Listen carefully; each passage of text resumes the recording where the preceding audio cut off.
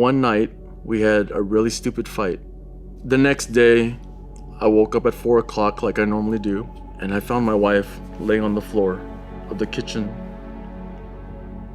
Like I knew like she could have seizures, but at this point she had never had a seizure.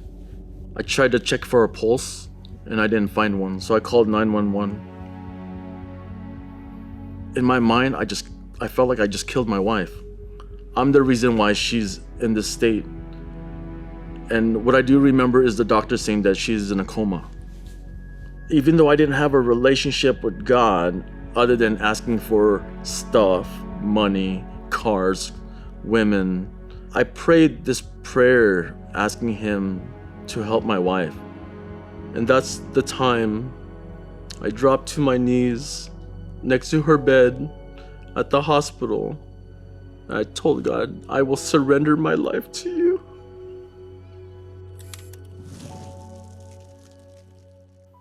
Hi guys, my name is Nimitz, and this is my true story. So I learned about God when I was in elementary school, through catechism school.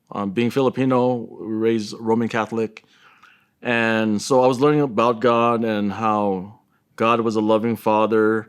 And there was a disconnect between my reality and what I was listening to and learning about in the Bible.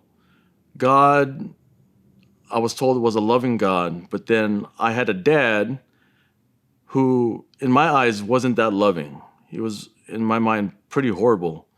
Now, being Filipino, it was, I guess, part of our culture from what I was told growing up, that verbal abuse and physical abuse was normal. And there was a disconnect. Like, it doesn't make sense to me why you would hit a child for not getting good grades, as if like you're going to hit them and they're going to get better grades. And I just don't get that. And so since I was getting verbally abused also, I mean, as a kid, I was overweight and I got made fun of by other kids, and I got made fun of with my dad too. So he would tell me that I was fat, ugly, stupid. Nobody wants to love a fat person. And you know, as a child, you're a sponge and you take that in, and, you know, it doesn't make you feel good. It didn't make me feel good. I just felt like I was going into a depression without even knowing I was going into a depression. So since I had a horrible dad, I just decided, you know what? I'm going to turn my back on him. Since I turned my back on him, I turned my back on God. And so, but I still needed guidance, and I didn't know who to talk to.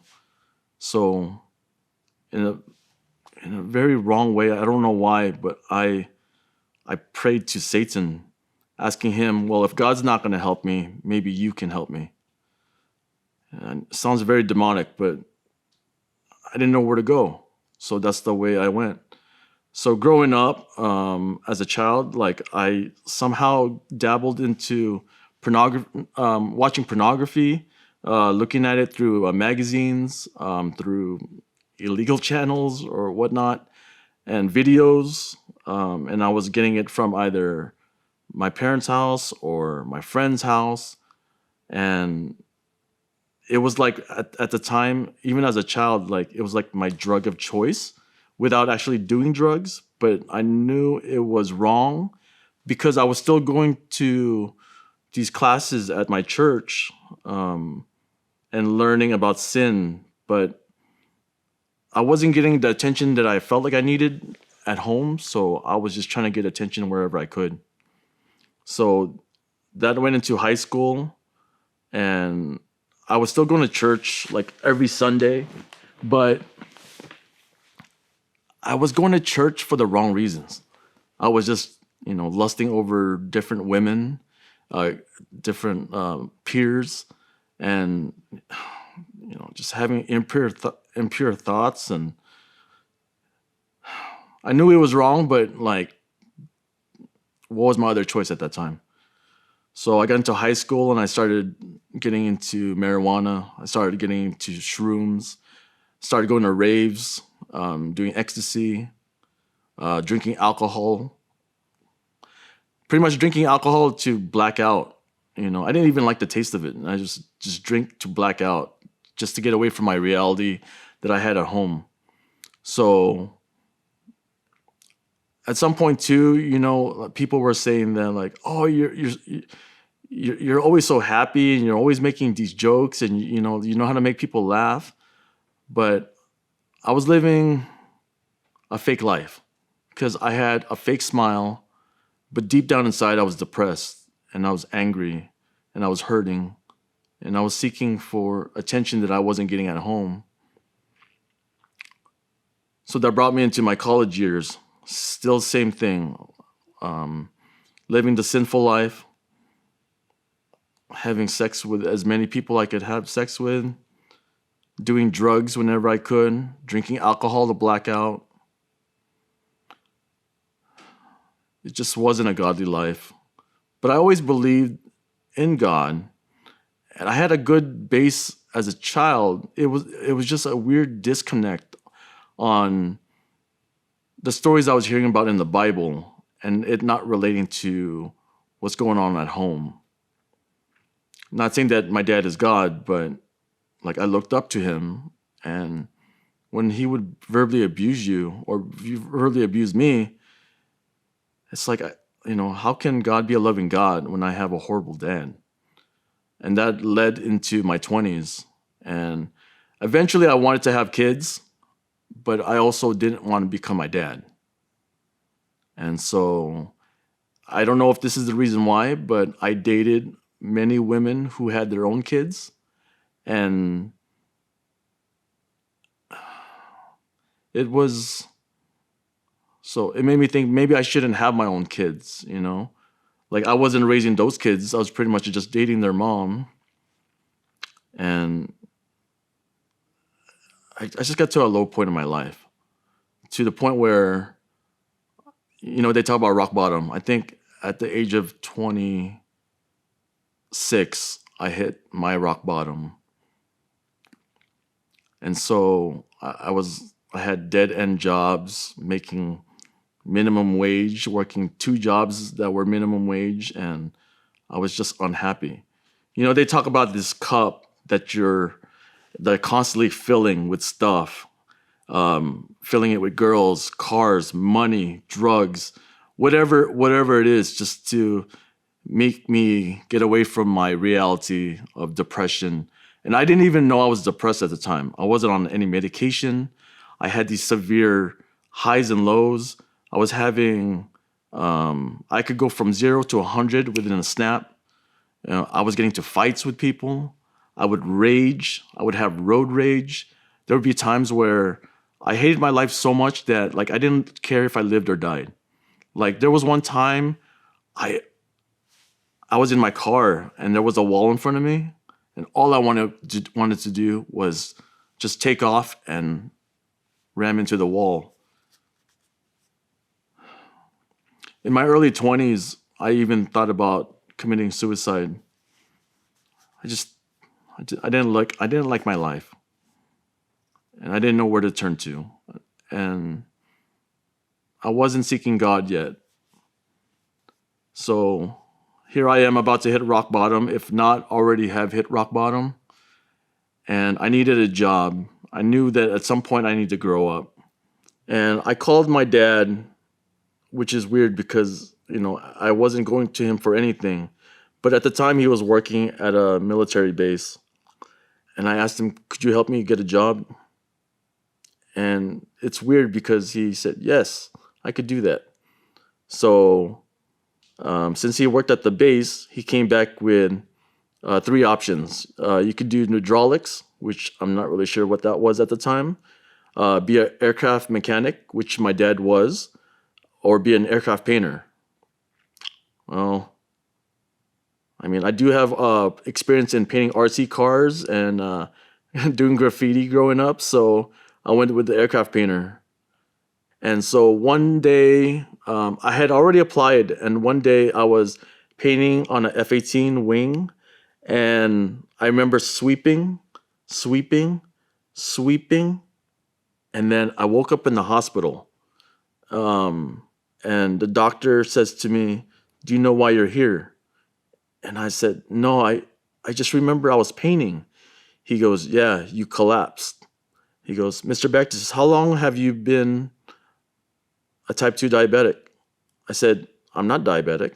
He goes, your blood work says otherwise. He explained to me that normal people have an A1C, which is like a blood level that deals with diabetes, between 5 and 7. And yours is 15.9. I don't even, he didn't even know how I was even alive at that point. He said, you should be dead. Diabetes for some people is almost like a death sentence. You have to change your eating habits, like go to the gym once in a while, but like I started going to these support groups, and that's when I met my now wife. um, and I heard her story about being a type 1 diabetic. And here I am sitting in class, and I'm like, how can someone so young be going through so much and experiencing all the stuff that she's experiencing? Here I am thinking she's 21. I didn't realize she was 26. So I thought she was attractive. And so I said, hey, I'd love to take you out sometime. And she's like, no, you don't want to date me. I'm like, no, I'm pretty sure I want to date you. She said, no, you don't want to date me. And let me tell you why. So she told me everything that had happened with her diabetes, what was happening with her diabetes, what will happen with her diabetes. She told me, she pretty much laid everything out on the table. And I'm like, do you want to take this on? And I thought about it. It was a lot of stuff. I don't know if I could take it on because I could barely take care of myself. But you know what? I thought to myself, hey, I'm not perfect. I have baggage too. But she went on a date with me. And within 2 months, I was asking my friends, like, how do you know when they're the one? And they just said, you just know. It's weird because, like, how do we tie this in with God? Even though I was going through this sinful part of my life, like, and I turned my back on God, it's weird because every once in a while I would pray and ask God for stuff, like in this case with dating my wife. Prior to that, I had asked God, in order for me to become, I guess, a man, I need a good woman in my life. Could you please put a good woman in my life? I don't remember when I said that prayer, but I had found a good woman, and that's my wife. So we get married, and a lot of my issues that I had in my adolescence, in my 20s, are starting to come out. The anger issues, the verbal abuse, the rage. And I was taking that out on my wife. I knew it didn't feel good, and I knew it was wrong, but I didn't know how to fix it. One night on February 9th, we had a really stupid fight, and I said the most awful things that you could say to a person, especially your wife, somebody who I said that I loved. And I can't take those things back. So we went to bed that night angry. She was angry with me. She was crying. I was angry. I was crying. But we went to bed. The next day, I woke up at 4 o'clock like I normally do, getting ready for work. And I looked next to me, and my wife wasn't next to me. And at the time, we lived in a 1-bedroom apartment, so I just assumed she was in the living room, sleeping on the couch, which I would understand. But as I was getting ready, I heard a noise, and I didn't know what that noise was. So I went to go investigate, and I found my wife laying on the floor of the kitchen. Her being type 1 diabetic, like I knew like she could have seizures, but at this point she had never had a seizure. I tried to check for a pulse, and I didn't find one, so I called 911. The ambulance comes. They take her away. I follow to the hospital. And it's just like in the movies where the doctor's talking to the patient's loved ones. I don't really hear anything. He's talking, and I see him talking, and I'm looking at him. In my mind, I felt like I just killed my wife. I'm the reason why she's in this state. And what I do remember is the doctor saying that she's in a coma. If you're married, or you have a girlfriend, or you have a child, or you have a parent, just imagine them laying in a hospital bed in a coma, and you could be the reason why they're in that coma, or at least believe you're the reason why they're in that coma.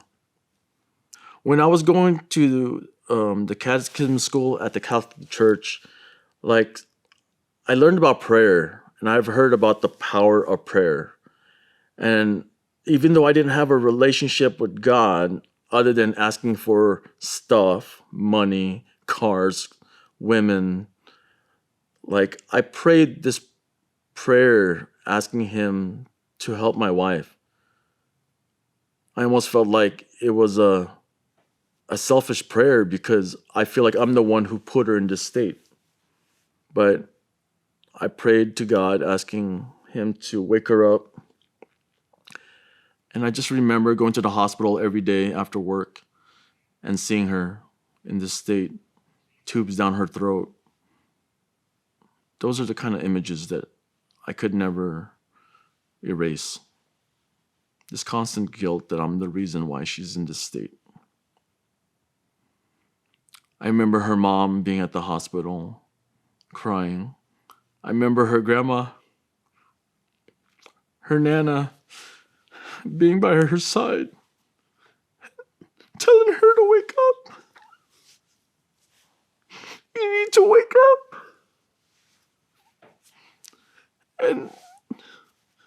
And I told them that it's my fault that she's in this state. And, they told me it's not your fault. She's diabetic. And I told them that we fought the night before. And nothing like this had ever happened. So learning about God, about how he died and rose from the grave 3 days later, on February 13th, which I think is our 6-month wedding anniversary date, she woke up.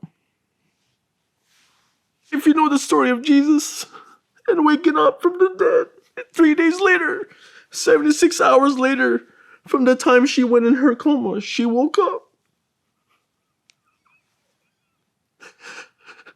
How do you not look at that and not think that that wasn't a miracle? She woke up and she asked, why is everyone in our room? She thought she was still at home. She didn't realize that she was in a coma.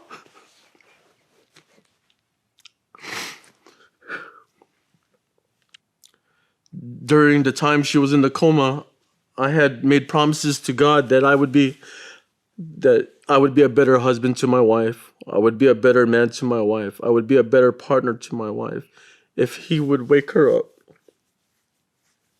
And he did. So as time went on, I tried to be a better man and a husband to my wife, but I was still every once in a while verbally abusing her. I never physically hit her, but abuse is abuse, whether it's physical or psychological. So once again, I turned my back on God. I asked him to help me and he helped me and he helped her. But I didn't live up to my promises to be a better husband. So once again, a couple of months after that first seizure, she had another seizure that put her in the hospital. I did it again. I'm the reason why she was in that hospital bed again. And that's the time I dropped to my knees next to her bed at the hospital. And I told God, I will surrender my life to you. I promise, if you help her through this, within a week she was able to go home, and I felt like I was a changed person, and I felt like God had answered prayers. And so we're like, we have to find a church, or else if this continues, I will eventually kill my wife. Indirectly or directly. Like, I don't know. But I couldn't continue seeing her at the hospital. And I know she's a diabetic, and it could be all diabetes related, but it's like we would have a fight one night, and the next morning she would be having a seizure. So the correlation for me is we fight, she has a seizure. I wasn't taking medication, I wasn't seeing counseling. And I told my wife about the promise that I made to God, and she said, you should keep that promise. So I saw a psychologist, I saw a psychiatrist, I went on medication, and thank God the medication that I was put on really helped me out. I was afraid to take medication because I've seen some people take antidepressants, and they were almost to me like they were zombies. And I didn't want to be a zombie. But thank God the medication that I was put on, it really helped with my mood swings, my anger issues, my negative thoughts of suicide, depression. The first medication that I was put on worked. And we sought out marriage counseling, and we finally found a marriage counselor that we still see till this day. And we've been married for 13 years. And she's a Christian woman, and she prays over us, and she's really helped out in our marriage. And so now I know that the medication that I'm taking, the counseling that I'm seeking, the counselors that we see as a married couple, like, is all from God. In our first half of our marriage, let's say the first 6 years, she was in the hospital 2 to 3 times on average a year. And now it's maybe once every blue moon, which is an awesome, awesome thing. And that was a constant prayer. I was like, God, heal my wife.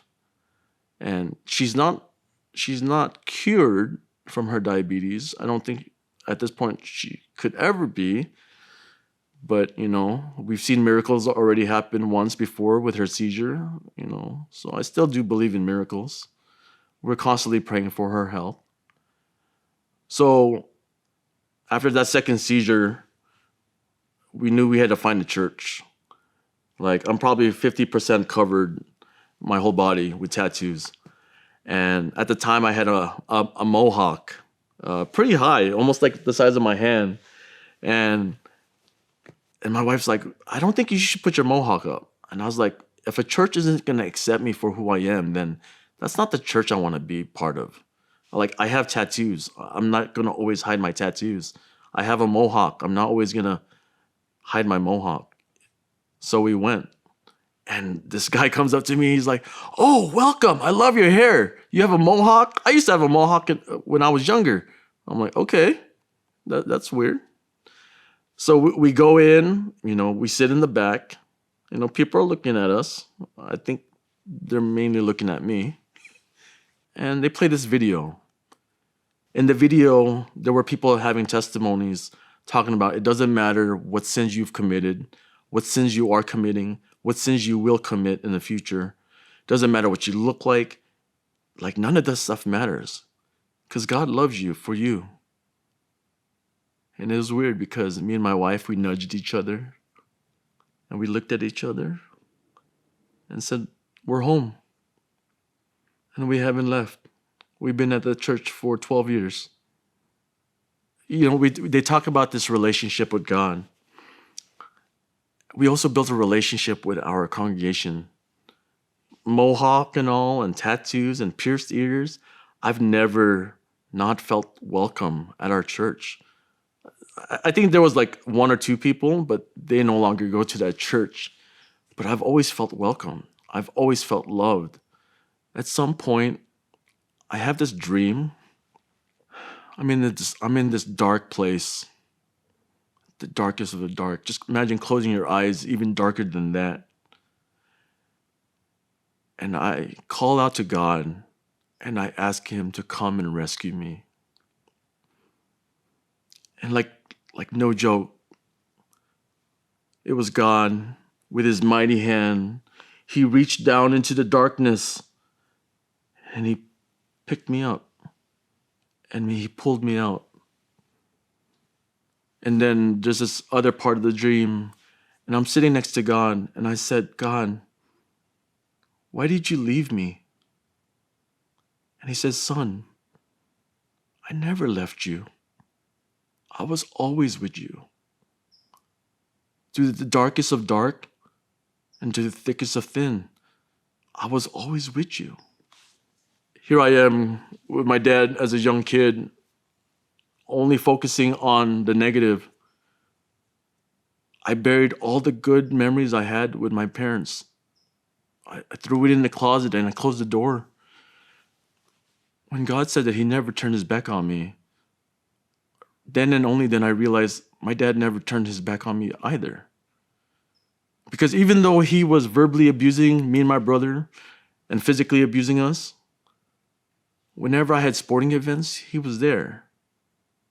When I had academic events, he was there. My dad made a promise to me at some point in my high school years. If you get straight A's, I'll buy you whatever car you want. All these good memories, I totally forgot because it was blanketed under all the negative memories. My old man never left me. He was always there. At the age of 40, I get a call from my dad. He just wants to chit chat. I said, Dad, is everything okay? He goes, yeah, everything is fine. I said, okay. Well, I gotta go. He goes, okay. Hey, Nimitz. Yes, Dad? I love you. I'm very proud of you. I never heard him say I love you ever. At 40 years old, he told me he loved me. So here I am. I built this relationship with God and I built a relationship with my dad. And like I talked about earlier about my cup, just filling it with stuff, women, girls, money, and it was always half empty. And now, having God in my life, my cup overflows constantly. And it's just a great feeling when you can share that with other people. My focus in the last 2 years has been being the light in the darkness. And with everything that's going around these days in the world, there's a lot of darkness. But you can be the light, just like God was the light in my darkness. If you could just kind of bring us to where you are today. You mentioned you're going to a local church and you're connected there. What is your relationship like with God now? How would you describe it? How does it feel? Yeah. Sure, no problem. So I talk to God every day, just like how we talk to our friends, we talk to our family. He's constantly with me. So I'm an aircraft painter, and when I'm wearing my respirator, I'm talking to God. I say this prayer every time right before my guys and I were about to spray. And I ask God, God, please just be with us, guide us, keep us safe, keep my guys safe from falling off the aircraft, just be with us, guide us. I even ask him to paint with me, when we're painting. And I feel him there. And my friends say, how come you don't have ear pods on? He goes, don't worry about it, and I used to say that, but like now I tell people, I talk to God. It's like, what do you mean you talk to God? It's just like, just have a conversation. They think it's weird, but I think it's fun. I think it's awesome. I hear God's voice now It's almost like the way we're talking to our friends, you could audibly hear someone talking to you. That's how I hear God's voice. I don't know what he looks like, but I hear him and I feel him. And it's weird because like I've ran into strangers who I believe have faith only because of what they've said to me. Strangers have come up to me and said, I understand why he loves you. Who says that to people? And I'm like, who's he? And I've heard it 2 handful of times in my lifetime. Even though I turned my back on him, he never turned his back on me. So here I am thinking that God is like the furthest away from, like I can't even hear him or touch him so I was like, how can I know him? But now it's like I know he's within me. He's working in me and through me. And so like when I do things, I do it for God. When I paint, I do it for God. When I'm with my wife, I know it's because of God that like she's still here. Like I wish I could tell you that life is perfect, after being saved or surrendering to God. And it's not, but like everything that I have in my life is from God. The medication that helps me control my depression is from God. The medication that I take for my diabetes is from God. Like the relationship that I have with my family, things that I have in this world, my possessions, my family, my friends, is from God. And like, I used to think that I can't hear him, but I hear him every day. And it feels good. And for the people that aren't quite there yet, but are seeking for that, what advice would you have for them? Even though, let's say you have faith, and let's say you grew up in the church and your life has been pretty much good and you haven't experienced death. Let's say you have both parents, they're both married. You haven't experienced, like, say, the abuse that I've been through or the verbal abuse. You pretty much lived a good life. Hold fast on your faith, and because you never know. When hard times come, that's when you need to lean in on God. And I've realized that. Like, rather than thinking that I could do this on my own, like, I give everything to God. And even though, like, you may not be able to feel God in the presence, know that he's here.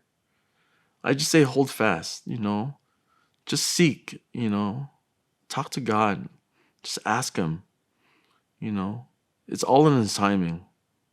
So have patience.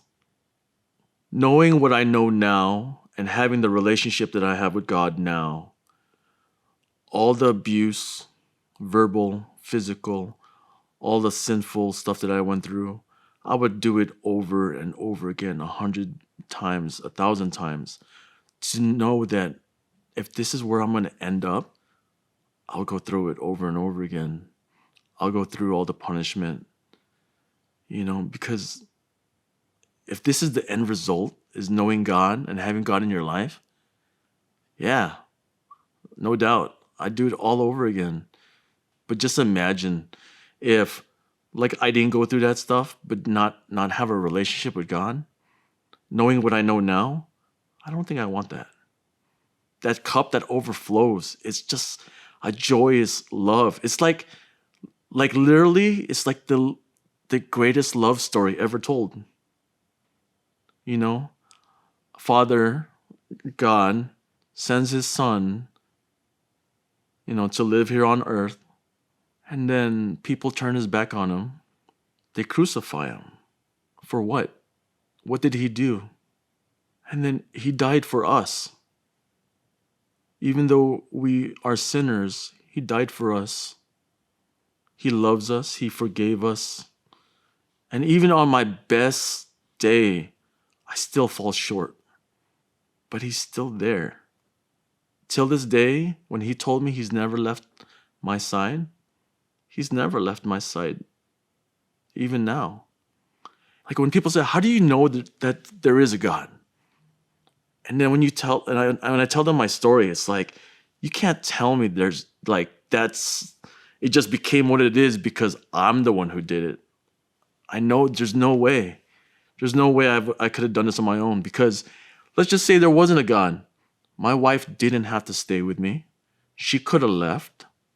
Like, there's no way we would have done this on our own. It had to come from a higher being. That's how I know there's a God. Nimitz, can you pray for the person that's watching this video, just to lift them up to the Lord, ask the Lord to reach into their life and touch them? Dear Heavenly Father, I ask you, dear Lord, please use me to be a vessel to reach somebody out there who may not have a relationship with you, or who may want to have a relationship with you but doesn't know how, or felt like the world has turned their back on them. Let my testimony be a seed planted in them. May it be somebody else's testimony. I pray these things in your holy name. Amen. If you enjoyed watching this story, consider sharing it with 5 people who need to hear it. And if you want to take the next steps in your relationship with God, reach out to someone who can help, like a friend, family member, or pastor.